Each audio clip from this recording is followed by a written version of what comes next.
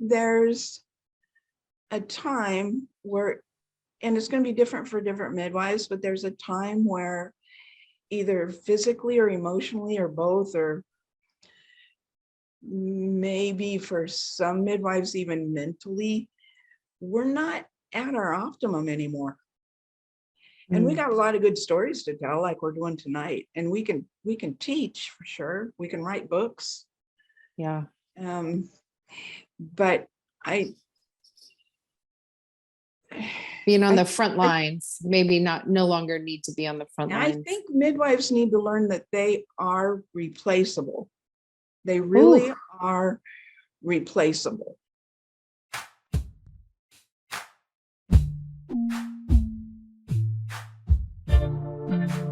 Hi, my name is Augustine Colebrook, and I'm the principal at Midwifery Wisdom Collective. I speak on this podcast about big picture political issues and the future of our profession. Hey y'all, I am Jamara, and I'm a midwife. I'm also a birth justice activist, and this season I am looking forward to sharing stories of Black midwives and the communities they serve. Hello, beloved birth community. I'm Angela Love, nurse midwife since 2004, preceptor, and mother. I have a home birth practice called Midwife Love and a national telehealth practice called Midwife RX. My mission is to keep birth choices available and to educate the next generation of midwives for our daughters and grandchildren. Matriarchy now. I'm Layla Wyatt. I get to share with you the voices of student midwives from across the country and beyond. This season, we focus on those students who just graduated, are about to sit for the NARM, or did yesterday, and we get tips and tricks for you for what happens at the end of the student midwife journey. Welcome back to the Midwifery Wisdom Podcast, and I'm so excited to have a couple guests with me today. We are talking about after midwifery. What happens after midwifery? You could retire. You don't have to do this forever. And what does it look like? We've got two people who have chosen that pathway, and I'm so excited to welcome Vicki and Pat. And let's do a little intro. Vicki, let's start with you. Tell us where in the world you practiced, where you are, how long you practiced. Just give us a little overview. Well, let's see here. I started in 1974 in rural West Virginia, and it was a self-study kind of thing. 1974. Oh yeah. My God. Hold on. Wait, where in West Virginia? I'm going to have to, this is very interesting. Where in West Virginia? Oh, we were living, as were many people in that era, off the grid, way off the grid, in near Harrisville, West Virginia, which is north central West Virginia. If you're familiar. Oh my gosh. Well, yeah. I have something crazy to tell you, Vicki. I'm sorry to interrupt you, but no, good. My parents were off the grid hippie communes people in West Virginia, and I was an attempted home birth in West Virginia. And they lived north of the Greenbrier Hotel in Greenville. Do you know that area? Okay. I know that area. We had friends that were down there. Yeah. The West Virginia Midwifery Council was founded in 1975 with 6 midwives. It's grown exponentially since so then. I was born in 1976, and I'm wondering if we should track down like some of my midwives. I don't know. My mother called her aunt from Colorado, who was a midwifery student in Durango, and that's who came out. But yeah, interesting. They had lots of studies. There was a lot of unassisted births happening then. Intentionally unassisted. And I remember reading about our neighbor was really connected with, was it Marilyn? Do you remember Marilyn? Sorry. What was her name? She was very active in publishing unassisted birth stories. Okay. And a lot of them came out of West Virginia. Anyway, I love that you were there. I love this little tiny connection. So keep telling the story. You practiced there for now 40, oh God, how long? 43 years altogether before. Wow. Yeah. Wow. It wasn't all in West Virginia. I did move to Florida. And once I did that, I went into midwifery school because that was the only way to continue legally practicing. And over the years, I had decided that I really needed to have access to labs, backup physicians, medications, oxygen. I had none of that in West Virginia. There was no pathway to acquire any of that stuff. What a huge shift in practice. It You went from was, basically like traditional midwifery to modern midwifery. Wow. Sort of. I was lucky enough to do my clinicals in a hospital that was very open. And the head OB was very supportive of midwifery. And when I left that clinical practice and went into practice on my own, they actually hired a nurse midwife. They finally figured that out, that they needed one there. Wow. I felt it was very helpful for me to have kind of a foot on both sides of the fence, and you learn how all that works, and you pick up what you need to pick up, and you put down what you need to put down. But it definitely assisted my learning scope, gave me access to many more people in the community, the health department, the maternal fetal medicine folks, all those people. Because a lot of my education in the hospital was, I would never try this at home. This is way off the beaten path. I don't mind being able to hit a button and have 20 people run in the room, but I would never even attempt this particular situation out of hospital because it's way out there.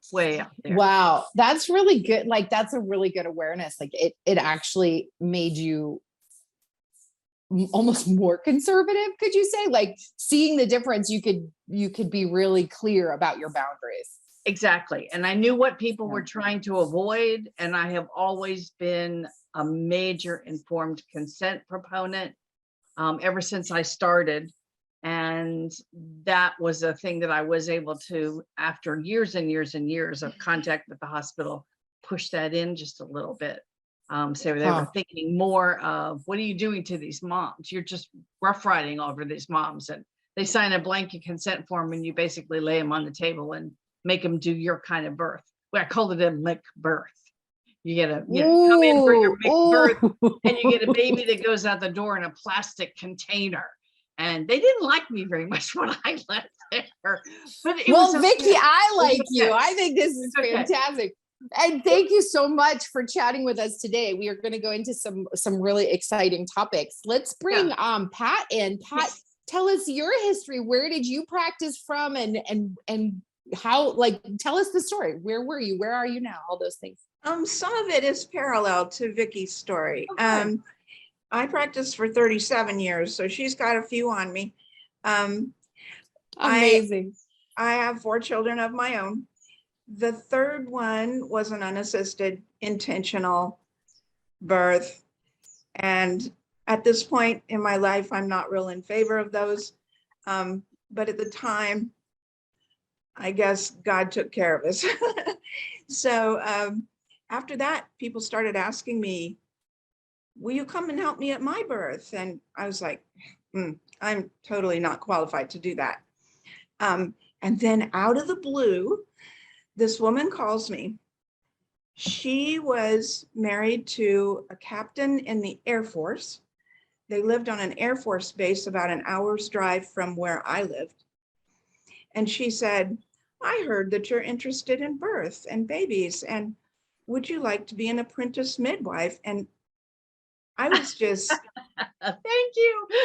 Lord. Yeah, it's like, well, that's not very often that happens, that you get the call, right? That was a literal call to midwifery. That's fantastic. She was the most wonderful, articulate, kind, strict teacher that a midwife could ever have. She was just absolutely amazing. Wow. I did a 2-year apprenticeship with her. Now that was in Indiana. Okay. Where being a midwife was a felony. And it was for a long time. They only recently got legal there. Because of the legal status, my husband and I decided that probably raising 4 kids and being an outlaw was not the greatest idea. So we did our homework. There was no internet yet. Had to do a lot of looking at the library and making phone calls, and found out that in Wyoming, midwifery was exempt from the practice of medicine. And that's all the law said, was it was exempt from the practice of medicine. Great. So we, being the hippie people, just like Vicki and her tribe, we packed up our painted school bus and drove to Wyoming, and, you know, found a place to live there, and I opened my practice, and we thought everything was going to be lovely, but the doctors there were not so welcoming. And it would take me hours to go through that whole story. But it started out with them making it known to the public that she's not even a nurse. That was said numbers of times. So I enrolled in nursing school. At that point, I think I was 37 years old, but I enrolled in nursing school. And as I was a student, the medical board for the state decided to take me to court for practicing medicine without a license, even though the law said in the Medical Practices Act that midwives were exempt from the practice of medicine. Where it was all screwed up turned out to be a typo, if you can believe this. And it took 2 years to decide, for the judge to decide what to do, and thousands of dollars. And it was hideous. But I graduated from nursing school, and I kept on catching babies through the whole mess. The way the law read was we were exempt from the practice of medicine, but we could not do certain tasks listed in Roman numeral, whatever, XYZ, and that Roman numeral was a typo. So it took you to the wrong part of the Medical Practices Act, which was a list of procedures. Are you ready for this? That blind doctors were not allowed to perform, which included delivering babies. So I could deliver babies, but I couldn't deliver babies. And it was just utterly insane. So round and round and round. And in 1990, the judge finally said, okay, we're going to say that you can deliver babies, but you can't do any of the other things that midwives do. Prenatal care. What? No prenatal care. No postpartum. And so on. What? Again, it's a very crazy, wacko story. So what I did was I moved my practice up over the state line into Montana, and my Wyoming people would drive up to Montana and have their babies up there. Now, the happy ending of the story was, 20 years later, the governor of Wyoming assigned me to sit on their newly formed licensing board for midwives. So even though I was, at that point, I'd been in Montana for quite a while. So it's just kind of, you know, we all have our stories, but yeah, it was. But the fascinating thing about both of you, and the reason I wanted to invite you on, is that you have now lived enough that you can see the other side of the stories. And this is what I think can be so inspiring for the people still in the trenches. So kind of the next question I want to ask you is, if you look back over your career from when you started and it was still not a thing in the United States, midwifery had been driven out almost to extinction in the 50s and 60s and early 70s. And there was this slight beginnings of a resurgence, at least in white midwifery communities. It was starting to come back, and Ina May was a part of that, and Rahima Baldwin Dancy was a part of that, and Nancy Weiner Cohen, and all these folks that wrote books and became quite well known. You guys were in that same era doing it, kind of quietly and under the radar, obviously, because people don't know your names publicly. But I would say, if you think back over that, what has changed so visibly? Like, obviously, Pat, that was a perfect example of like, first I was, ridiculed and, charged and, had to move. And now I was asked to sit on the board. That's a perfect example of that 20-year arc of change. What else has changed when you think back over your careers in midwifery, in politics, in legality? What's so different now than it was when you started 37 and 43 years ago or more? Like, I don't know how long you've been out of midwifery, but all that Well, time. I retired in 2019. Okay. So I've been Good out timing. for a few years. You missed Yeah. the crisis, right? I missed the COVID. I sure did. Yes. I would say the educational options have changed, and I'm not sure they changed for the better. That's kind of my position. What do you think, Vicki? Yeah. I think I agree with you completely. I would say that the internet and access to instant information has changed the clientele of people who want and have access to that information about birth.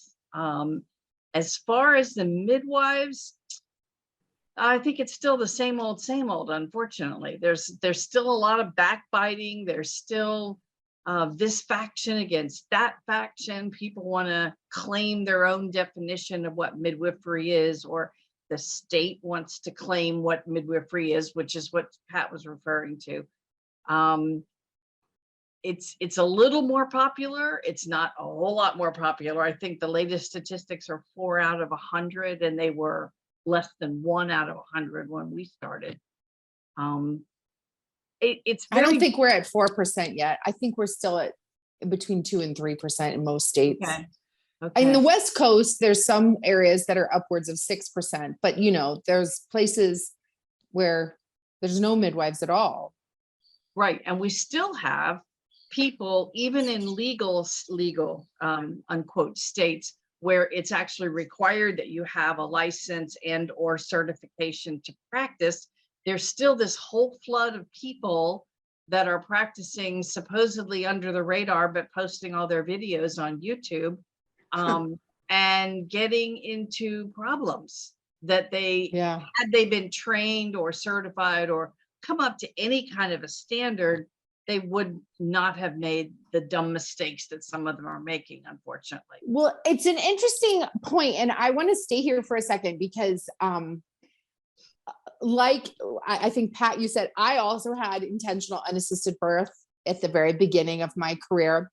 I've been doing this for 20 years, not as long as you all, but I have the perspective to look back and be like, that's not how I would do it now. So since both of you started like apprentice trained yourself, is it not that many of these birth keepers or folks practicing under the radar are at the beginning of their trajectory, much like the three of us were? Maybe, but yeah. At the time, there were no midwives around. There was no access. So you had no other option. Apprentice. I didn't apprentice. We basically taught ourselves. There was a collective of about 3 or 4 of us ladies, all of us hippies, if you want the term, that were pregnant, having babies, and we taught each other all the things that we needed to have. Right. And now they're doing the same thing. I think many of them get together and have study groups, or because of the internet have instant access to each other. And your argument is like, there are resources, go use the resources. And I think, and again, I'm just playing devil's advocate because I have some grave concerns about some of the birth keepers in the United States, but maybe they're using modern mainstream licensed credentialed midwifery in the same vein as we saw the medical model when we started. Like we have to be outside of that because that's injuring women. Right. It's an interesting place to be. And Vicki, I'm not picking on you at all. Just for the fun of conversation, I agree with you in a lot of ways, but it's an interesting conversation to reflect on how things get started, on how we begin on these paths. Obviously, we're also going to talk about how things end and how we transition out. And that's, of course, why I had you. But with your great perspective and your huge amount of knowledge and wisdom and time that you've seen this in, is midwifery in worse state than when you remember it a decade, 2 decades, 3, 4 decades ago? I don't think it's in a worse state. I think Mr. and Mrs. general population are now much more aware of the term midwifery and what that means somewhat. They don't follow all the alphabet soup that goes with it, or perhaps aren't aware in their particular location. Is this legal? Is that legal? Can you do twins? Can you do breeches? Do you have the ability to follow us into the hospital and supervise our care while you're in the hospital? In most cases, no way, unless you happen to be a CNM with privileges. But there aren't actually a whole lot of those. Is it in better shape? I think it's more well known. Call the Midwife. I mean, that show has kind of proven that's huge. Yeah. For many reasons. I think Ricky Lake's show on The Business of Being Born in 2007, and then Call the Midwife when that launched. Those two have been instrumental in the resurgence of midwifery. Mm-hmm. I agree, even though it's supposed to be back in the 50s. You can look at but it's the same. Birth is the same, right? They're talking about abortion. They're talking about multiple births. They're talking about placental extractions. They're talking about, all of the thalidomide issue. I knew people that had taken thalidomide and had babies that were very much affected by that. They're kind of living through all those issues, and they still are, very much in the public eye today. They should be. Yeah. Amazing. How about you, Pat? Do you feel like midwifery is in better shape? What's changed in your years of practice, Pat? Just that people know what a midwife is, or at least they think they know what a midwife is. But in terms of just the educational route, I was so fortunate to have, this midwife show up. Her husband got transferred to this Air Force base. So picture the little hippie girl with the braids, driving her Volkswagen to the Air Force base once a week to study with this Air Force wife. So great. Literally, I'm not kidding, literally wearing the felt skirts with the poodles on them. I mean, do you remember those? I mean, you probably don't. Yes. Vicki, I don't, but I remember pictures. But you know what? Even though we disagreed on religion and politics and child rearing, and we loved each other, and she was so dynamic and wonderful, and I felt like thorough. And what's going on now, and I think it was all well intended. I think the MEC accredited schools, seriously, I think that's all well intended, but there's a disconnect, in my opinion, because when I was being trained, let's say we'd go to a birth and we'd have a teenage mom, or we'd go to a birth and we'd have a shoulder dystocia. Whatever the unique thing was about that particular birth, that week or that month following that birth, she would bring out every book, every film, every story about that particular topic and teach me. And it stuck because I'd just been to a birth like that. I wanted to case related, about case related education, thing. But with the students that I've had, and I've really tried to give them the best I could, oftentimes they're studying footling breech from their online program while we're attending a birth that turns out to be a massive hemorrhage. There is a disconnect there. Do you see what I mean? So I think it's possible to improve that, but it's going to take a long time. When I went to nursing school, which by the way was nothing compared to my apprenticeship training, my apprenticeship was far superior. But when I went to nursing school, I would say there was a little bit more of what we saw in clinicals. We come back to the classroom and we would learn about that. Not all the time, but at least part of the time. I just don't see the online training and the hands-on training meshing the way it when should. they're divorced from each other, you don't get that connection in learning. Right. Yeah. It's interesting. There are several med schools that have started this case-based education where it is all related to what they're studying. And I've heard some fantastic reviews that it goes into the brain where it belongs. Instead of route memorization, you're actually learning. Yeah. And that's one of the things that apprenticeship is so brilliant at. But now with this requirement of didactic education separate from clinical education, you're saying it's really divorced from each other. And I agree. We need I think in a both. lot of ways it is. We need Yeah. both. Need They both, just need to for be sure. synchronized a little better. Synchronized. That's interesting. Okay. I like that. Well, so Pat, thinking back over your career, what's different? What's changed of the whole political landscape? Obviously, people know about midwifery more. We're getting close to critical mass where the whole populace knows about it and those who want it can choose it. That wasn't the case 20, 30, 40 years ago. Right. No. What else is different? What else is different?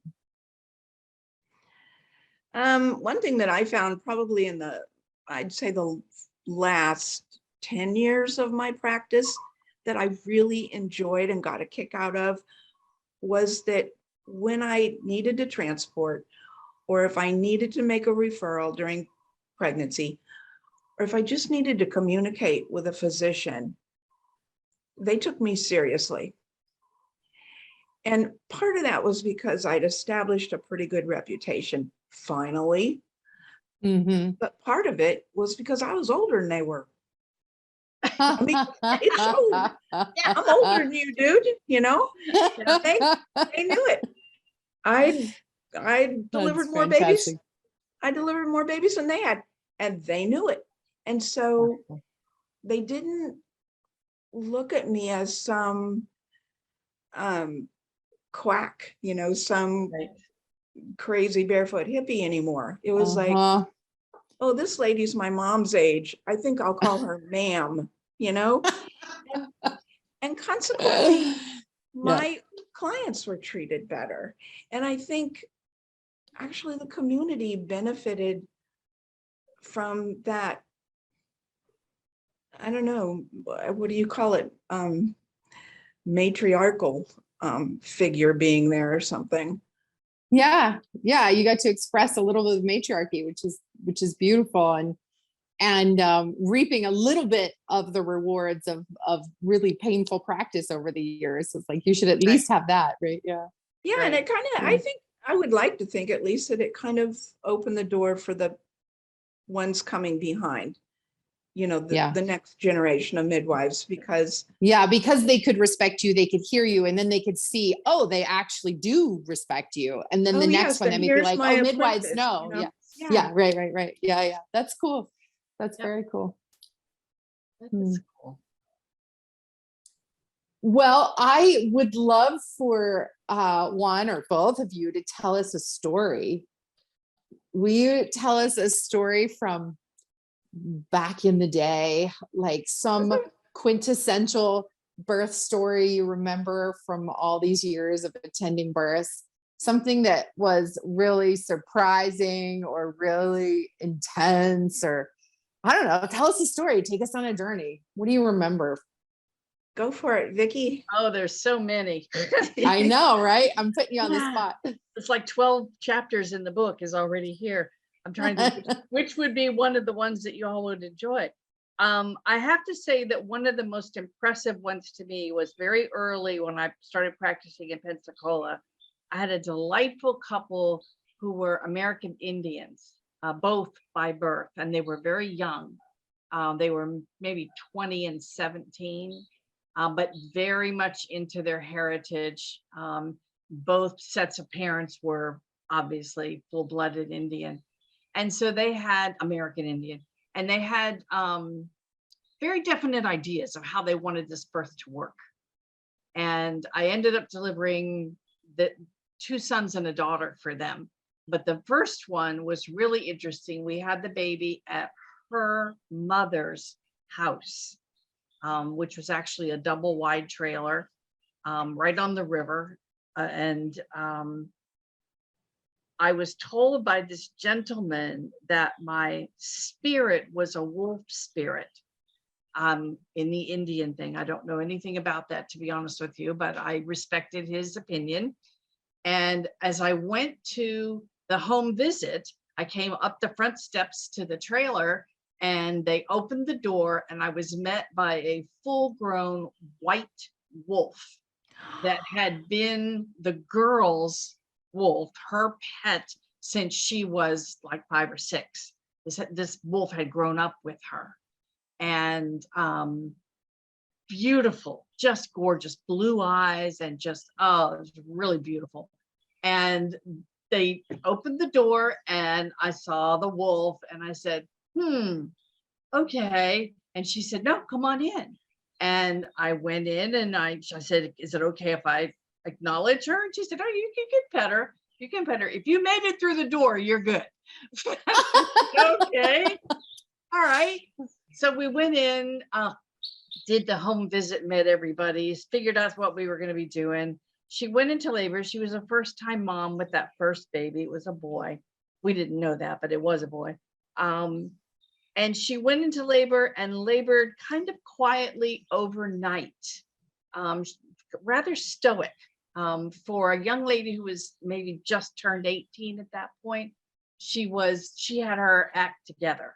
They also had a cradle board for the baby, and the dad had literally made a special knife to cut the cord with.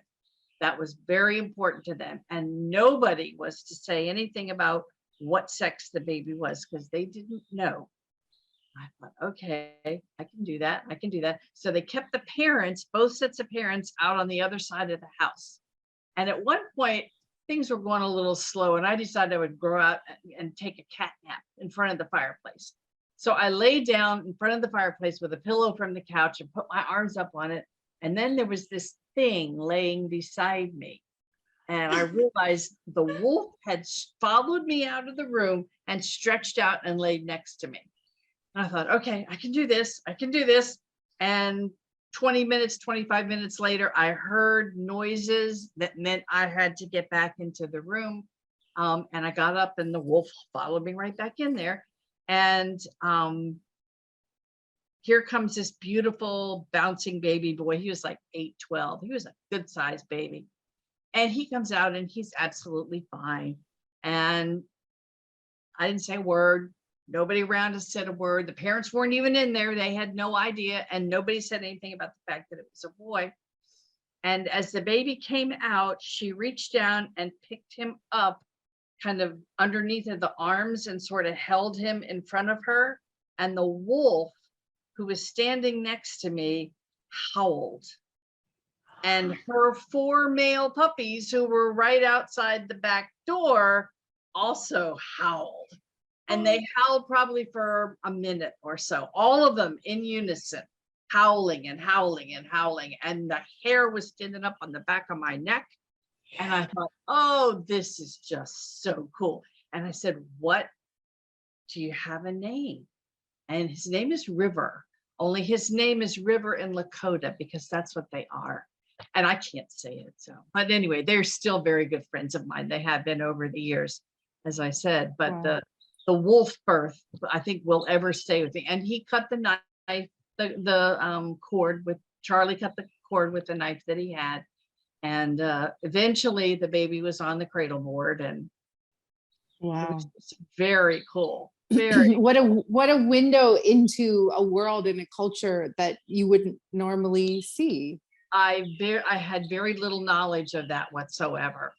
And he builds American Indian flutes. He Wow. sold them online forever and ever and ever.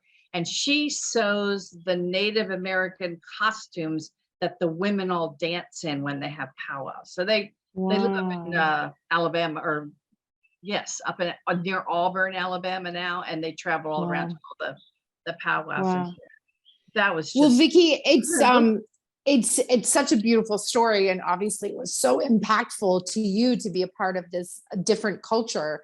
right. I wonder, I mean, I don't know if there's really any question, but as we all know, the history of America was very much genocide towards Native Americans. Right. And as a result, their community midwives were exiled, jailed, killed, et cetera, et cetera. And so that community, along with the Black and African American community, lost their own caretakers. They lost their Right. own midwives in many Right. circumstances. So it's both really beautiful and really awesome that they got to return to a practice that is traditional for that culture. Correct. And also really kind of devastating that they didn't have a culturally matched care provider. I'm wondering, that is a big focus of the future of midwifery, is Right. helping to birth more BIPOC midwives so that they can serve their community, so that we can have culturally matched care. Do you feel like that's happening? Do you feel like in Florida or where you've practiced before, are there any culturally matched midwives as you transition out, or it hasn't happened? Yeah. No, Yeah. I was the only Yeah. midwife in Pensacola for almost 20 years, and the next closest practicing midwife was at least 125 miles away. Wow. And Wow. then I So never that's could even find a that's partner. still a problem in midwifery. yeah. Is that I we don't think have it's as much culturally of matched a care. problem in Central and South Florida. There's many, many, many more midwives down there than there are up in the Panhandle. True. Yeah. And And the there's more population of culturally- Florida is kind of distributed that way also. So Correct. there's Exactly. less people in the Panhandle. Yeah. Okay. Well, thank you for that. Howling wolves You're at the welcome. birth. Woo! That's an image. I love that. Thank you Yep. for sharing That that. was crazy. But it was very fun, actually. And the next day we had a major hurricane and a flood, and that whole house was gone. The whole house we Oh had my the birth in was swept away in the flood the next day. Oh my Now goodness. that Isn't that crazy? that's some Yep. crazy medicine for the, Yep. like, wow. I told them that morning, and I said, what are y'all going to do about the flood? And she said, we're gone. We're going someplace else. We got a place. We're taking the wolves all with us, blah, blah, blah. And her parents Wow. were gone and everything. And literally the Blackwater River took house and the whole 9 yards, which, I mean, Whoa. that happens around here. We're in flood and hurricane territory. Right. It was a But September still, birth, that so it wasn't that's still so shocking and so like interesting to imagine, like that all traces of that magical moment right. were Fun. taken by the water, and Yep. he's named River, and oh, that's so powerful. Anyway, Yep. thank you for that Oh, story. you're quite welcome. I Pat, want to hear what Pat says. yeah, Pat, tell us, do you have Okay. a story for us? Yeah, over the years?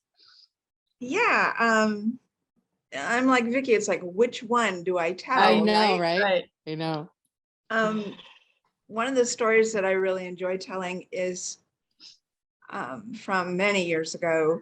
I was working with an Amish family, and they already had a whole pack of kids, lived in a big old farmhouse, and I got a call from the dad. Now, these people didn't have electricity, didn't have phones. What they would do to use a telephone is that they would go to their neighbor's barn, so non-Amish neighbor's Right. barn, Right. where there was a phone, and they were allowed to use that phone, but they didn't use it frequently. So Right. this father goes to his neighbor's barn and he yells into the phone, "Midwife," and made it clear that his wife was in labor and I needed to come. Well, it was summertime, big thunder and lightning storm about ready to roll in. And I said, well, I'm on my way. I called my partner, and I would imagine she was on her way to the birth too. I don't remember that part exactly, but when I got there, the grandmother was leaving the house in a horse and buggy with all the other kids in there, because God forbid that they should see this baby being born. And Right. And so I went into the house and Mom was already pushing. So then I knew my partner was not going to get there in time. And I said to the dad, I said, okay, you're going to have to be my partner and help me. And he got all excited. I said, see all these instruments over here that I'd laid out on this bureau? There was like a bureau to my left and the bed was to my right. And then there was a window on the other side of the bed where I could see the lightning. Right? So I say to the dad, okay, when I tell you that I want hemostats, that means this. And if I want a delete section, that means this. Well, he turned to look at those things. He had his suspenders on and they had buttons on the bottom of the suspenders. He got his button caught on that crocheted coverlet as he turned, and he pulled all of my instruments off on the floor, and he pulled the oil lamp off on the floor. Oh no. So everything comes crashing to the floor. The mama's over here pushing, and on the floor there's a rag rug. Uh-oh. Oil, fire on a rag rug. Yep. So it ignites. I mean, this happened so fast. It's hard to explain. So he realizes what's going on and he starts stomping with his feet to get the flames out. I jumped on the bed so I wouldn't get burned, right? Right. He gets the flames out. Mama's really getting down to business now. The room is full of smoke and it's black. I mean, there's no lights to turn on and the oil lamp is off, Right. except for lightning. We had lightning. Yes. And so you'd hear the thunder and you know there was going to be some lightning. And I put my hands down there and Mama would push and then the lightning would crack and I could see a little bit ahead, right? And then everything would be black again. And then pretty soon there'd be more thunder and then the lightning would crack. There'd be, oh, there's more ahead. It was the wildest thing. I mean, I caught the baby by my sense of feel and whatever flashing lightning was going on. So by the time Dad comes back with another oil lamp, sits it on the bureau, I'm holding a baby and he's all rattled, of course. And I don't know if you know much about Amish folks, they're lovely, but they're very reserved. They're not boisterous or jovial necessarily. I tell you what, the dad sat down on the bed. So the three of us are now on this bed and I handed the baby to the mama and the three of us just sat there and laughed until there were big tears because it was the wildest, most insane delivery you can imagine. But Well, everybody, you've got a fire baby. My Yeah. gosh, between the lightning and the actual fire in the room. it was, Talk about a it was dramatic entrance. outrageous. Yeah. It was outrageous. Wow. Right. Wow. Wow. Did you ever have any Amish apprentices over the years? No, I didn't. I had really wished for one, but no. But Yeah. in the Wyoming, Montana area, I did have a couple of Native American apprentices. Wow. They are Okay. both currently practicing, and they're absolutely wonderful. Awesome. Awesome. Wow, that's so Very exciting. Well, thank you both for your water and fire stories. I love them. I wonder if we can switch gears now and talk about the decision to leave midwifery. Was that easy? Was that hard? How did that come to you? Pat, you want to start? I was ready to leave. I think whenever I would start working with a new apprentice, I would always tell him, the hardest part of this work is not babies that don't breathe and mothers that bleed out. The hardest part's being on call all the time. Right. And it's hard on everybody. It's hard on your family. That's a tough thing to do because you're always like vigilant, hyper vigilant. You know, your phone goes everywhere with you. And before we had cell phones, we wore beepers. I don't know. Vicki probably did. Oh yeah. Yeah. So before that, I had a CB radio. Yeah. And so I was ready to not be on call, you know. The last couple of years, I guess, one of my previous apprentices had become a partner for me, and she was awesome. So we could sort of split things schedule wise. But even then, it was just hard to be on call all the time. And I think as you get older, that becomes even more hard. Yeah. And, you know, my clients, when they'd have their babies, they'd be in 14 different positions before the baby would come out, which meant that the midwife has to practically stand on her head. You know, there are plenty of babies that I caught with me kind of, you know, bent over sideways and Yeah. catching a kid Totally. on the floor. And then I kept my Totally. chiropractor in business for sure. But I think Totally. I think there's a time where, and it's going to be different for different midwives, but there's a time where either physically or emotionally or both, or maybe for some midwives even mentally, we're not at our optimum anymore. And we got a lot of good stories to tell, like we're doing tonight. And we can teach for sure. We can write books. Yeah. But Being on the front lines, maybe no longer need to be on the front I lines. think midwives need to learn that they are replaceable. They really are replaceable. And midwives who say, I was called to this work. Ooh, that's a term that just makes me go, ooh, because. Which is funny because Pat, you were actually called. Midwife called you and be like, come work with me.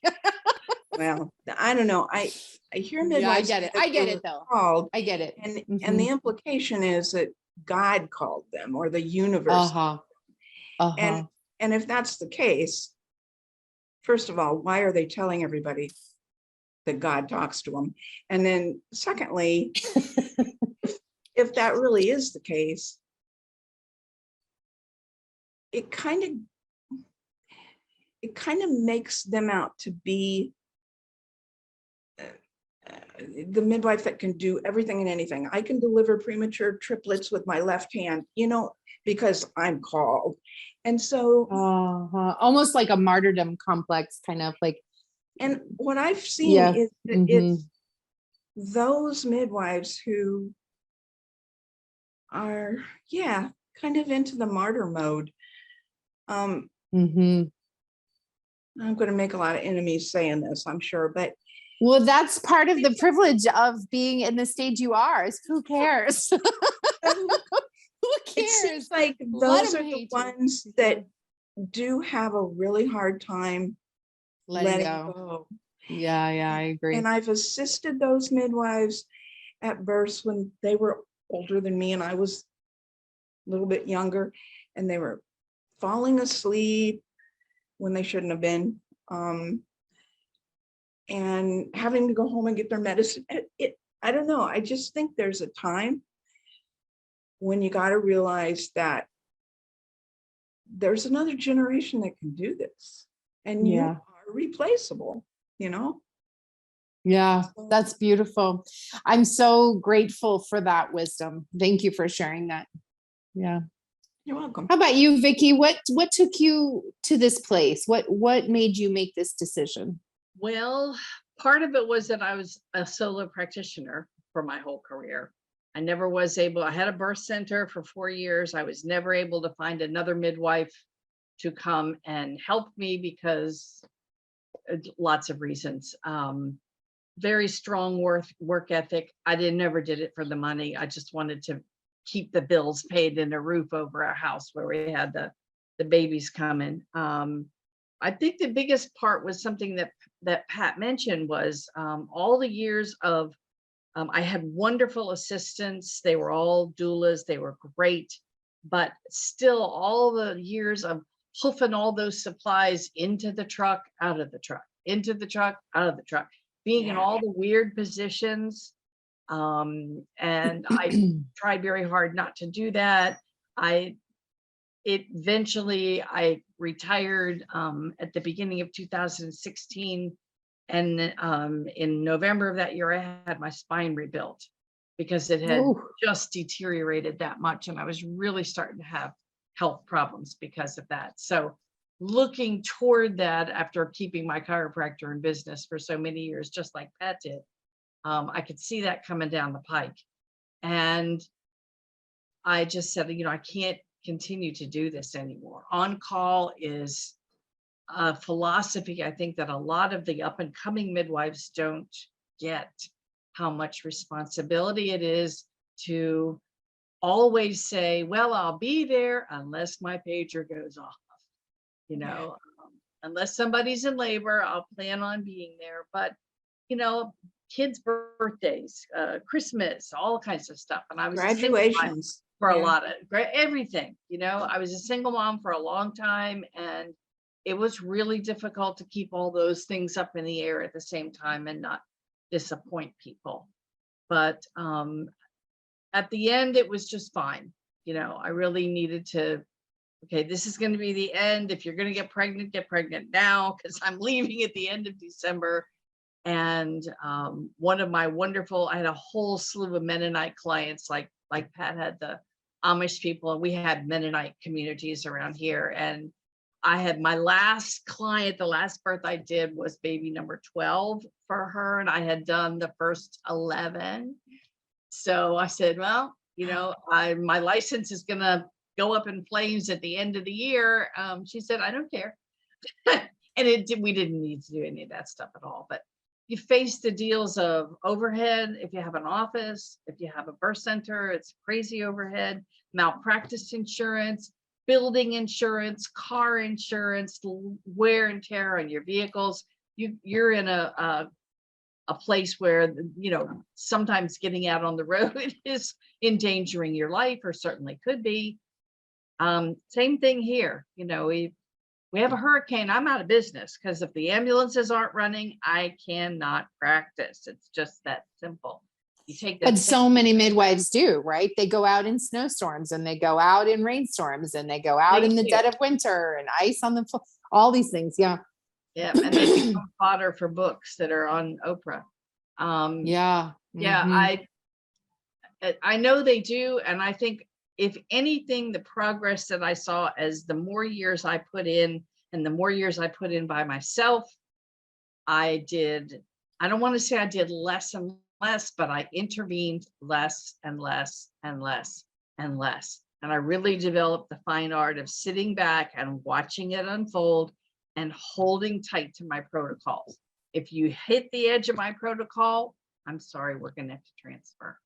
And I had a wonderful maternal fetal medicine fellow that backed me up, and we could just, waltz into the hospital, and there were residents there, OBGYN residents that were like, okay, so what's going on? Let me see your labor chart. How can we help you? And the first time they did that to me, I almost fell on the floor, but it was nice to see the younger group coming up and saying, she's a midwife. Yes, but look at her records. Wow, look at this. That's beautiful. That's just That's the way beautiful. it ended up. It was time for me to do something else. Yeah. And I don't think you ever Vicki, stop being a midwife, but you stop being on call. That's what the thing is to Pat. You're no longer on call, but I get calls from my former students all the time.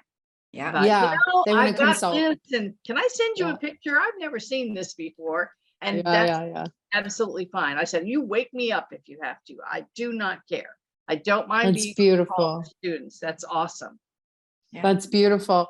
Well, Vicki, I think I've heard you say this kind of a couple of times, is the kind of the evolution of your perspective, Right. how you feel like you have gotten more boundaried and more conscious of how it affects, like it ripples out. What do you think is responsible for that other than time and experience? Getting older. I think it has something to do with it. But again, getting more experience under my belt and watching how important it is. The very first document I drew up when I started practicing in 1974 was a protocol book. And it said, how do you address the following things? And I still have that original protocol book, and I've altered it a little bit to conform with being a CPM and being an LM. But, it really wasn't that different. I was not comfortable doing twins. It wasn't legal to do twins here. I was not comfortable doing breaches. I ended up doing a couple of surprise breaches anyway, and I was very comfortable about doing that. But just you kind of define what your limits are. And I would talk about that during prenatal care and during the home visit a lot. Here's the limits. I cannot guarantee you that we are going to have a wonderful home birth. I'm going to do everything I can to keep you and your baby safe. And if that means that we have to get in the car or get in an ambulance and go to the hospital, we are going in the car or to the ambulance and doing what we need to do.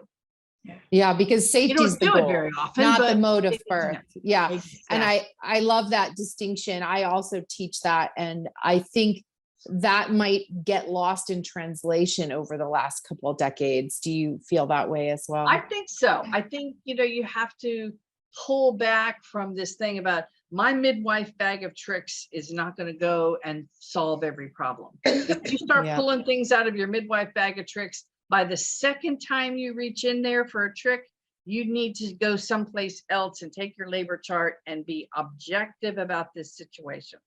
It's either going to fix itself or it's not going to fix itself. Not because you did blah, blah, blah, blah, blah, blah, blah, blah, blah.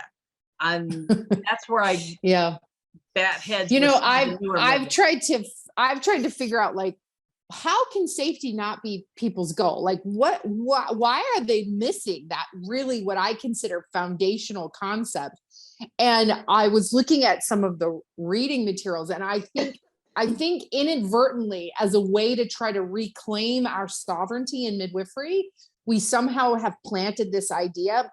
And one example is the whole trust birth initiative. If you just trust it enough, it'll happen, which, we all have opinions about that. And the other one, witness in cases like that. So I know. Yeah. And the other one I feel like is Anne Fry. And we all like kind of want to worship Anne Fry because of her tremendous academic prowess and her ability to write these prolific books. But like in one of her books, there's a section on how to deliver conjoined twins.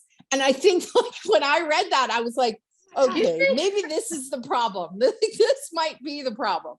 Like, in an effort to say, like, we are knowledgeable, we somehow have lost the concept of what normal and natural it, like we've lost our boundaries. and adopted that belief. And then the newer midwives coming up, they kind of see this and they'd be like, oh yeah, I should be able to do all these things. And it's a totally false narrative. I think Yeah. there's nothing wrong with knowing what that is and knowing what the implications of that may or may not be, but you have to know your limits. If you're not comfortable doing that, don't go there. Find somebody else who can better But serve I think your baby. before you even have the concept of what you're comfortable with, if you've already believed that I'm supposed to be able to do everything, then it sets the concept that we'll never have any boundaries. Like, for instance, I'm certain that Anne Fry researched and wrote that because there is some midwife practicing in the bush somewhere that like had no access to backup and like really needed that concept. And I think the big differentiation or the big distinction that I like to make with newer students is I'm like, you can't just practice in a vacuum. You're practicing in the community, and you need to look around and say, what is the standard of care? What are the other providers doing? Not just midwives, but other OBs, because that's the standard you'll be held to in a court of law, in the parents' eyes. They're thinking, what is normal in this area? And so if there's no other provider and there's no way to get help, then what is normal is like, please save their lives however you can, right? But if you live 2 miles from a hospital where they induce everyone at 39 weeks, like you can't push boundaries or else you are endangering yourself as much as the clients. And it's an interesting concept. I wonder, like, how did your boundary, like, did you always have strong boundaries, Vicki, or where did they come from? Because you are very boundaried. They came from seeing what happened. I was so grateful that I spent 3 years as a resident in the hospital. And that was just part of the training that was here in Florida, because I got to see, if you have this and you don't recognize or address this, it's going to go south in a big hurry. And I saw a lot more complications handled than I think a lot of the midwives that are in training now have the opportunity to see, because there aren't many hospitals that would come in and let you be in a resident there. Yeah, I was just fortunate that was an opportunity I had. Wow. But you still need to recognize that your primary focus is the safety of that baby, not necessarily the safety of the mother. But if you take care of the baby, by default, you're going to take care of the mother as well. You have to put your flag up and be the baby's advocate. That's really necessary. Again, this is part of 36 I think there's lots of mother advocates, right? Like lots of people advocating for the mother, but there's few advocating for the baby in that safety concept. Yeah, absolutely. That's really thoughtful. Dr. Lavoie is the one who turned me on to that, and Michelle Dawn too, because their approach to what happens to the newborn during labor and birth kind of made me stop and rethink, okay, I need to think about what's happening to the newborn. If I was a newborn, would I want to come out in an environment that had this, and this? Maybe not. Maybe everybody should just shut up. No hatting, no chatting, no, padding, leave the baby alone. And Michelle was the person. I was at the farm at a conference, and he did a whole presentation on that, about the newborn's central nervous system and the adjustments that had to be made, in addition to all the cardiovascular things that were going to happen. And I thought, okay, well, that sounds like a reasonable approach to the problem. And right now, everybody's kind of focused on the mom and not on the package that's in the mom.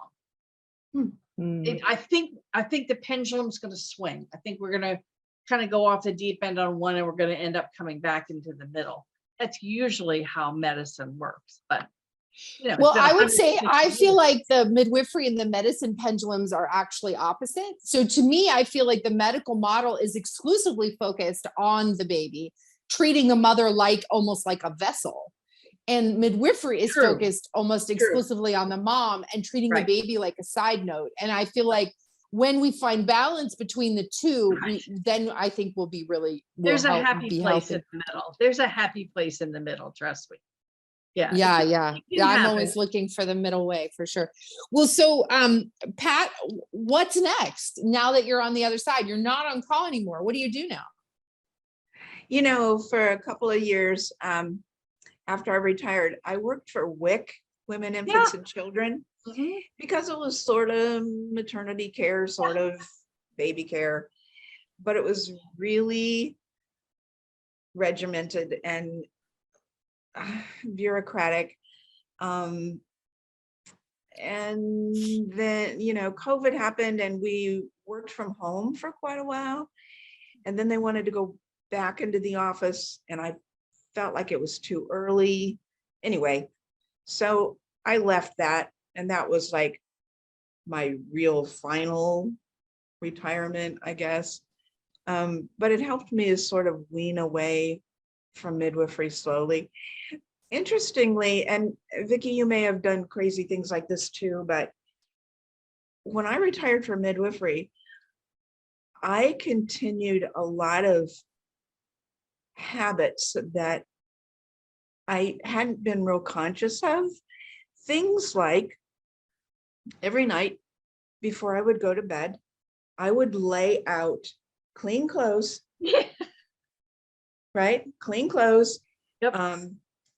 Everything to hurry up and get dressed if somebody called in the middle of the night. Right. The coffee in my coffee pot in the morning, after I would have my 1 or 2 cups of coffee, I'd pour the rest of it into a thermos bottle, right? And that would be sitting at the door so that I'd grab my clothes I'd laid out and grab my thermos bottle full of coffee out the door to go to a birth. Well, even when I wasn't on call anymore, I was still laying out the darn clothes before I go to bed at night. I was still making sure that the thermos was, just dumb stuff like that. That's incidental to what you do as a midwife, and just, and still carrying my phone around with me everywhere. I would into the bathroom, if I had a hot, when I had my hot tub, it was like, wait, I don't need to have that phone here. Right. Yeah. A lot of unlearning. Yeah. Yeah. You just have to change your habits some. It's hard not to stay connected, because you feel like you're in that loop all the time when have to have that hypervigilance gas in your car. right? Yeah. You have to have everything ready to jump out the door Yeah. at any time. But I never had any regrets for retiring. I felt like it was the right thing to do. And I do worry about some of my peers that are still practicing when they're even, I'm 72 and they're still practicing and they're older than me, and I worry about them and I worry about their clients, Yeah. So yeah. And I love your message that, you can be replaced. So relax and live a good life, right? Midwives make really good grandmas, I've found out. Yeah. Yeah. Well, so to end today's conversation, I'd love it if you both would reflect on this question, and that is, what do you wish the newer midwives that come after you know?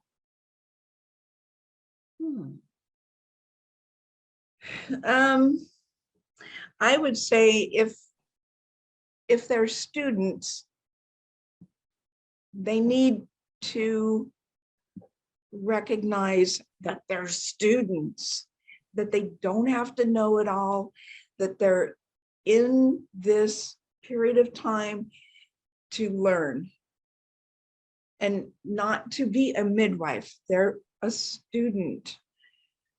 And that's both like freeing. It's freeing that you don't have to know it all. And it's also you're supposed to make mistakes.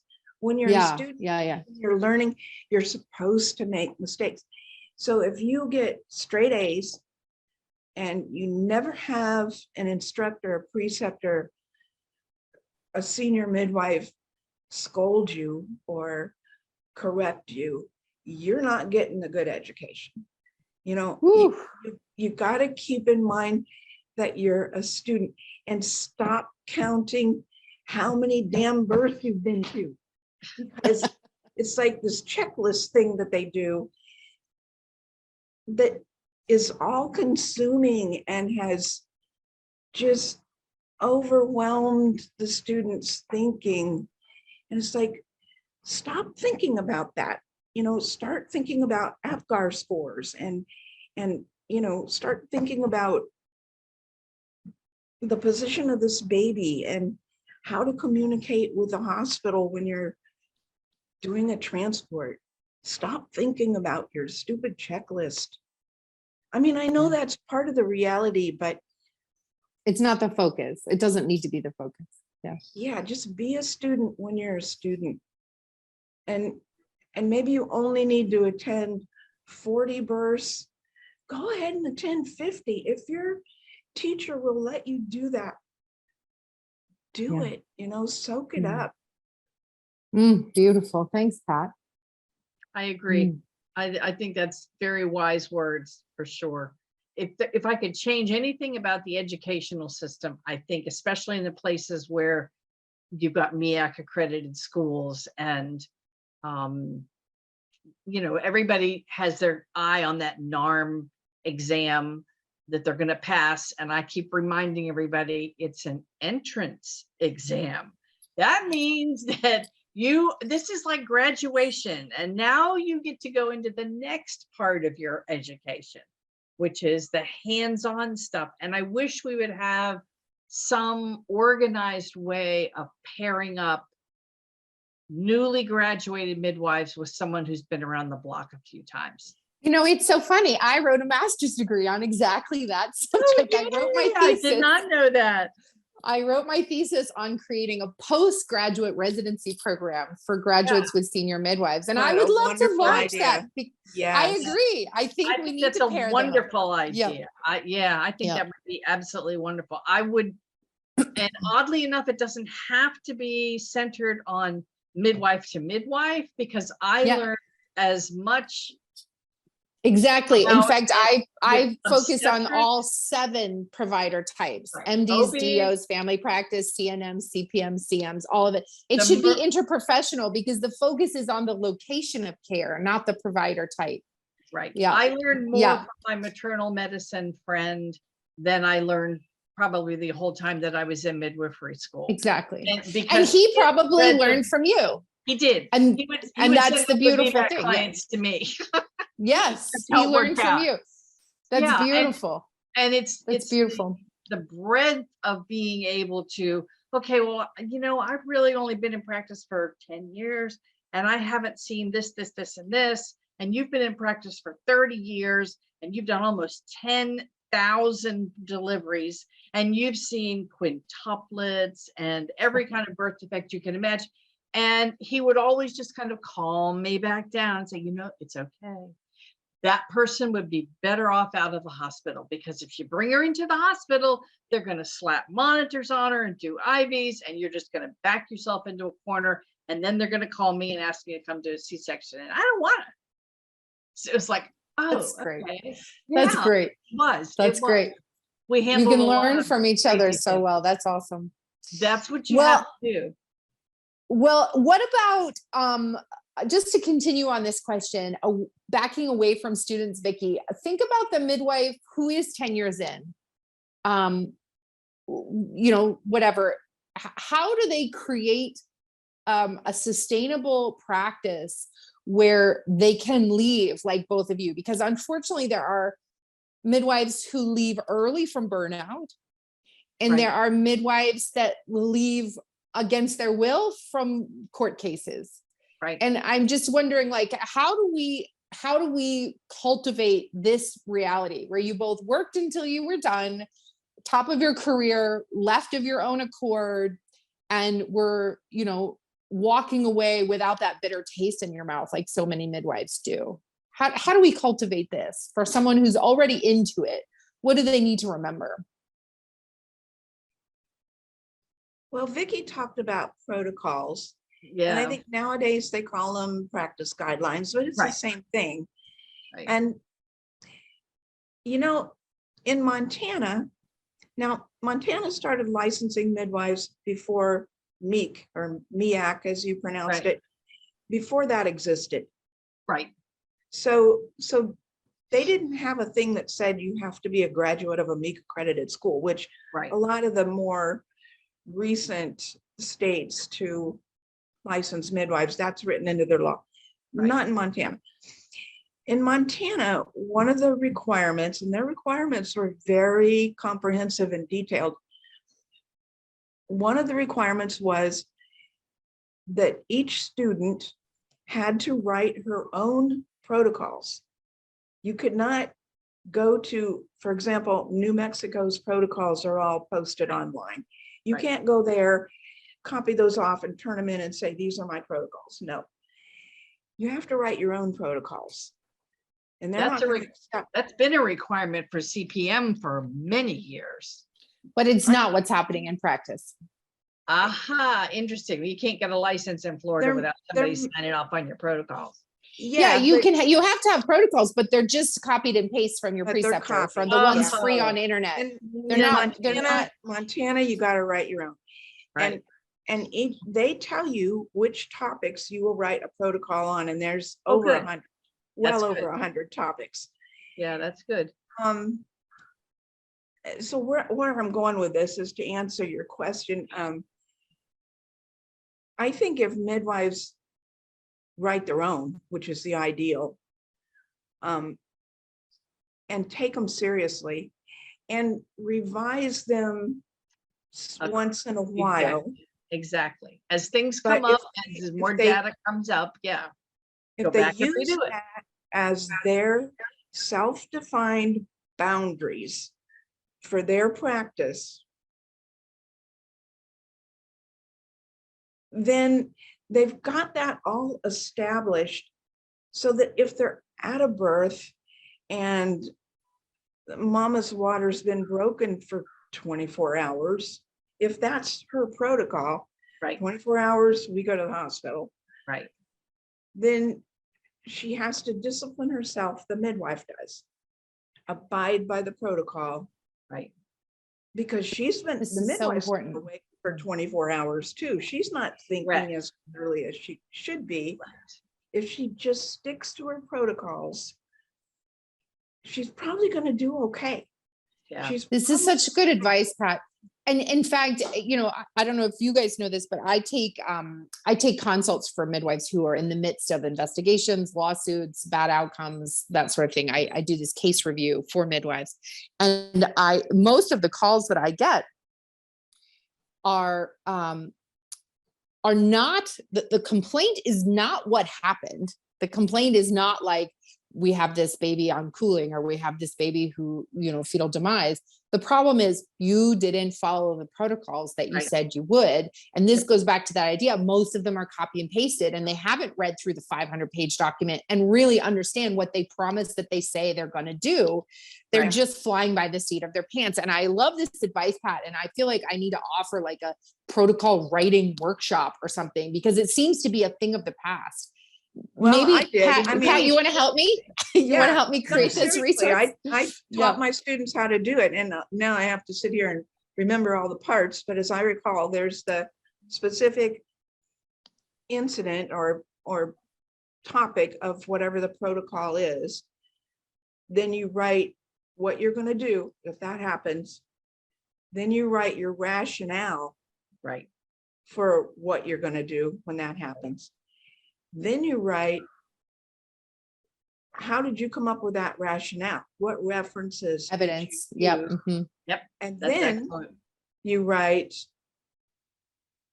what does Montana law say about this particular thing? And sometimes Montana law doesn't address that.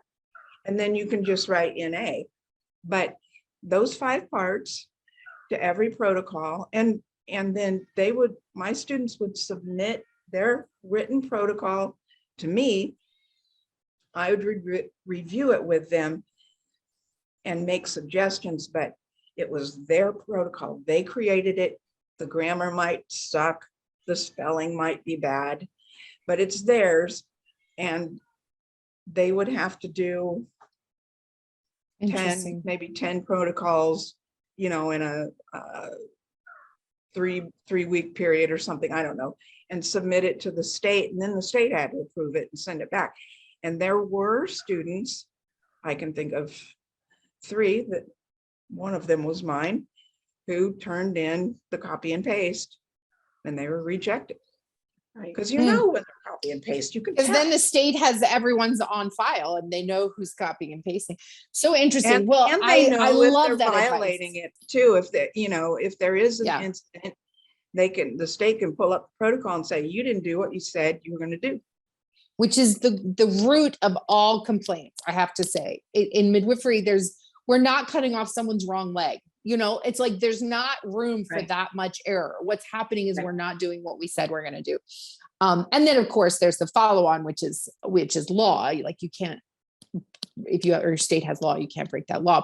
But the major complaint is following protocols. That's such a good idea. Thank you, Pat. Thank you so much for this whole conversation. I just love it. But then when you get the hang of it, you write 100 of these things and you've kind of got the hang of it. Yeah. You can take that same skill and write other boundaries for yourself. How much are you going to charge? What if the client doesn't pay you? Yeah. What if? The list is endless. It gives you a framework for how to be boundary. That's really beautiful. That's good terminology, framework. Yeah. If you got that set up, you're going to succeed. I think you're going to succeed. You're also going to be in a legally defensible position if there is exactly, and you don't follow your own protocol, whatever that happens to be, you're screwed. Basically, your malpractice will probably not pay the claim because you didn't follow your own written protocol. Exactly. Those are the cases that I get called on in by the lawyers. But what in the world is this midwife thinking? She's in a birth center. The birth center law and rules says clearly, blah, blah, blah. Her protocol book, which is signed off every year when they inspect the birth center, says blah, blah, blah. And she didn't do any of it. That's actually negligence, right? And I talk about how that happens, and I equate it to that frog in boiling water concept, right? It's like we as midwives, we just slowly boiled to death in this soup of like 24, 48-hour labor management, sleeplessness, peeing out in the backyard, like nobody conscious of like what's happening. And the way out of that, obviously birth centers and the structure around birth centers is one way out of that. But if you're going to continue to practice in the community setting, it's these boundaries and being really clear on your protocols and then following them, like Pat said, so important. You guys are awesome and such a wealth of knowledge. I hope that one of the things that's for you after this transition out of midwifery is teaching. I hope that you both are teaching in some way. If you don't have an avenue, please talk to Midwifery Wisdom Collective. We'd love to create a platform for you. We need more educators. We need more teachers who really get this process. Unfortunately, one of the biggest complaints from students nowadays is the poor precepting, that people don't know how to really teach. And so you guys have been through the fire and come out the other side like beautiful golden people who've been doing the work. And I'd love to encourage you to use this wealth of knowledge. Thank you.